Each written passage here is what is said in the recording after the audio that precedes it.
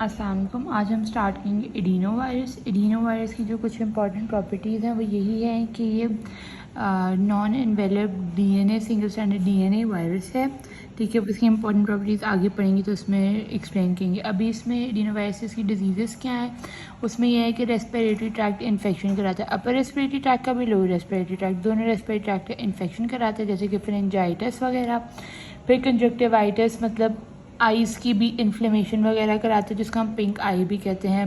फिर common cold और pneumonia, ये रेस्पिरेटरी ट्रैक्ट के इन्फेक्शन है। फिर ये गैस्ट्रो इंटेस्टाइनल डिजीज़ और गैस्ट्रो यूरिनरी डिजीज़ करवाता है। गैस्ट्रो इंटेस्टाइनल डिजीज़ में गैस्ट्रो एंटेराइटिस वगैरह, डायरिया और गैस्ट्रो यूरिनरी डिजीज़ में cystitis, inflammation of the bladder वगैरह कराता है। और जो एडिनो वायरस है ना, वो सार्कोमास भी करवाता है रोडेंट्स में। ठीक है, तो ये ना कुछ डिजीज़ होगी मेन एडिनो वायरस। अब इंपॉर्टेंट प्रॉपर्टीज़ में इसमें हमें क्या देखना है कि ये non enveloped single standard DNA virus है।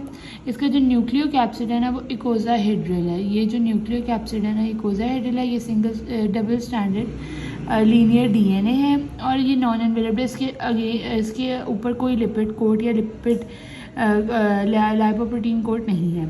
अब इसके जो है ना, ये this is the only virus जिसके ऊपर ये 12 इसकी जो इकोसाहेड्रल वर्टिकल्स है ना 12, उनसे जो है ना फाइबर्स प्रोट्रूड होते हैं ये सारे। तो ये इसके फाइबर्स हैं, ये इकोसाहेड्रल न्यूक्लियोकैप्सिड है, ये इसका डीएनए है और ये नॉन एनवेलप्ड है। ठीक है, ये हमें पता लग गया। अब इसकी रेप्लिकेशन कैसे होती है कि ये जो है ये वैसे ही जैसे अटैचमेंट होगी, ये इसके फाइबर्स से ना, ये जो इसके ये लंबे लंबे फाइबर्स हैं वो अटैच करेगा जाकर सेल सरफेस के साथ, वो पेनिट्रेट होगा उसके अंदर और अपने को अनकोट करेगा, मतलब ये कोटिंग उतार के ना इसके डीएनए सिर्फ अंदर जाएगा।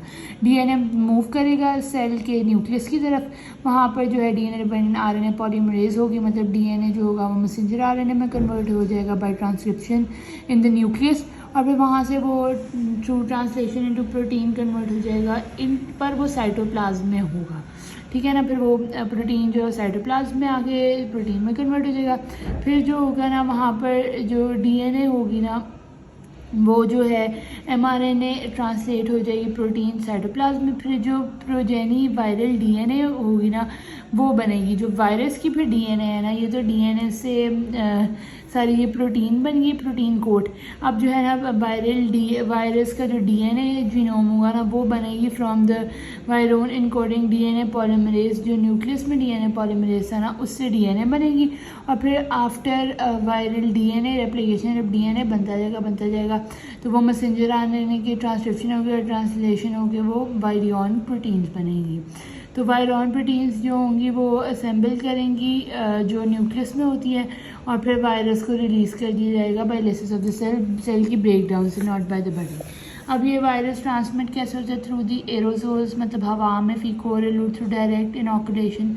इस तरह पैथोजन से इसकी क्या है कि ये इन्फेक्ट करता है mucosal epithelium of the several organs. Organs किस की? Upper respiratory tract, upper and lower respiratory tract के, गैस्ट्रोइंटेस्टाइनल ट्रैक्ट के और कंजक्टाइवास आई वगैरह के जो ऑर्गन सेवरल ऑर्गन उनकी म्यूकस एपिथेलियम जो है ना म्यूकोजल एपिथेलियम उसको इन्फेक्ट करता है।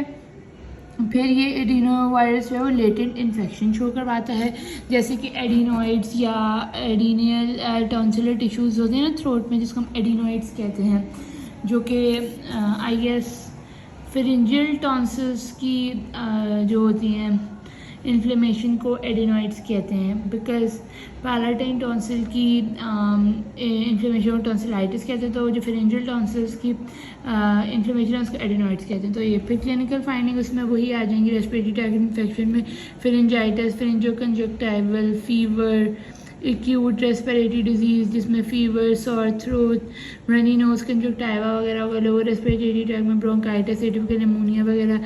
फिर haematuria, haemorrhagic cystitis gastro urinary में। फिर गैस्ट्रो इंटेस्टाइनल में नॉन ब्लडी डायरिया। ठीक है, in mainly children of age younger than 2 years of as.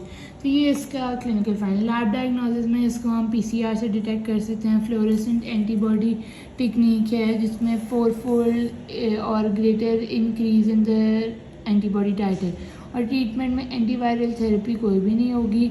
और इसके अंदर हम वीकेंड जो वैक्सीन्स हैं वो अगेंस्ट सीरोटाइप, डिफरेंट सीरोटाइप्स हैं, बट ये सिर्फ मिलिट्री के लिए यूज़ होती हैं। 3 ही वैक्सीन हैं, एक फॉर ईच सीरोटाइप।